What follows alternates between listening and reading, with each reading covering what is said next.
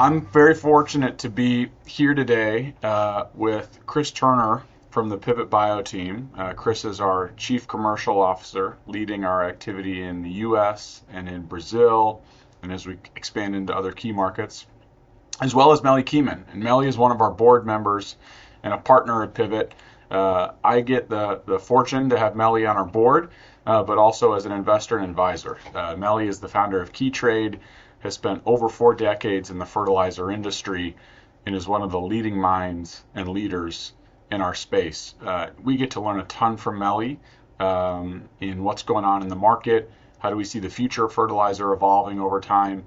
And so today's conversation is really a chance for us to tap into Melih's expertise and for Turner and I to ask a number of questions around the market, where it's headed, what some of those drivers are, and then what the future looks like, really with the goal of helping our growers and our partners think through their crop nutrition program. So Turner and Melih, thank you guys for joining and giving us a little bit of time. I'm going to start out with one question, Melih, just to set the stage here. Maybe you could share a little bit about how you see the dynamic at play here from a macro level, from a global fertilizer market level. Historically, growers, especially growers in some of the Western countries, have used synthetic nitrogen and manure. And as we say now with biologics or nitrogen fixers, there's a third source of nitrogen. You have to foot that against a global backdrop. Maybe share a little bit, foot that for us. What does that global fertilizer market look like? Where does it come in and out into key places like Brazil and in the U.S., meaning where is it produced, import, exports, and what are some of the drivers of price as you see cyclicality in the year? Usually, the markets are driven by simple supply and demand, like we have learned at school. Also, the significance of the pieces of the global fertilizer market has changed dramatically. Just a simple way of saying it would be not very many years ago, China was one of the largest, if not the largest, importer of fertilizers. And today, China is potentially the largest exporter of fertilizers. So the changes are dramatic. The impact energy is playing, particularly in our nitrogen business, is so profound. The United States, being a very expensive natural gas market, thanks to shale becoming a very competitive gas supplier, to Europe losing Russian gas and spiking gas prices. I mean, these were events that one could not predict. At the same time, I have to stress that the United States of America is a net importer of nitrogen, and it's a chronic issue. It's not an overnight issue. I expect that this shortage in the United States to remain very many years into the future. Melih, that's really insightful. And if I kind of break apart what you were talking about, certainly we've got a good feel now about global demand.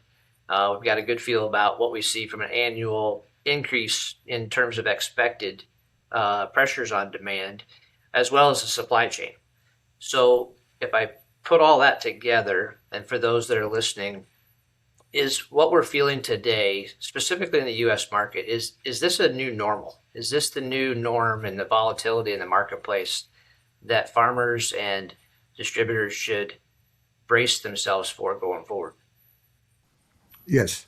I don't think we're going to see anytime soon a normalization of our business, our commodity. There is so much going on, what I call noise, around our S&D that we cannot avoid the volatility.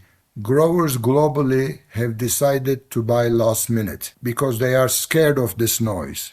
But actually, they are compounding their problem by being scared. Leaving to buy your inputs to last minute is a reckless risk. One should certainly be mindful of the volatility, but one should not forget to hedge part of its requirements. I put a lot of value on that. Turner, unfortunately, the volatility is there to stay with us. If you tell me what we expect the prices to do in the next 30 to 60 days, I can talk about it, If you ask me longer term price expectation, it's hard to predict because we don't know what else may be impacting our business. Unfortunately, we wake up every day to make a new plan. We've seen that definitely over the last couple of years here in the United States. And so if you think about what it takes to move nitrogen into the U.S. logistically from a supply chain perspective, maybe give us a little bit about what that looks like to move product to the U.S. to make sure it meets demand for the U.S. farmer. Forget the geopolitical complications of relying on some origins which may be here today or not here today.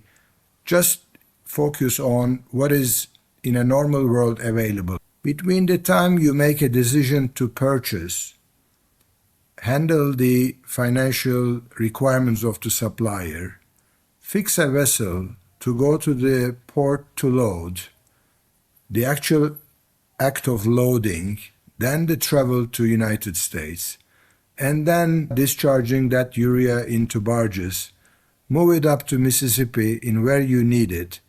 This is a 60 to 90 days process. You can be the best executor in the world. You may save a day or two, but that's it. So decision making for filling up the system is so important. And the times of oversupply kind of makes people forget that this doesn't stay always the same. And when people wait and end up buying cheap, that kind of becomes habit. So the danger is, if you wait long enough, you just may not get it. This waiting has cost the United States farmer dearly. And that's why I kind of love our business, because we have the ability of delivering overnight the nitrogen that our growers need. The world is a smart place. If you look at our history, our greatest inventions were made when the mankind was under stress. Go back 15 years, we all started thinking, what else can we do to increase the efficiency of our farmers? Today, we should be providers of solutions to our growers instead of being fertilizer suppliers. It's not only about fertilizers. It's not only about the seed. It's not only about the chemical. There is so much more we are figuring out by studying the soil, by using the tools of synthetic biology to see what else we can provide along with our nutrients to make the farmers more efficient. And I think Pivot Bio is a very important part of that effort, because it's the only large size, for lack of a better definition, contributor to new ways of supplying nitrogen to our plants in a way that it is not only price competitive and efficient, but it kills the logistics problem that Turner was referring to. This is the biggest win. That's why I believe this is not only a product, but it's also a hedging tool for the grower for at least part of its nitrogen needs. Thanks, Melih, for sharing that insight with us and giving us time today. Thank you for the support of our growers and our customers and our partners and We Grow and KeyTrade and your broader network. So thank you for that insight, and we look forward to seeing you here on your next trip to the U.S.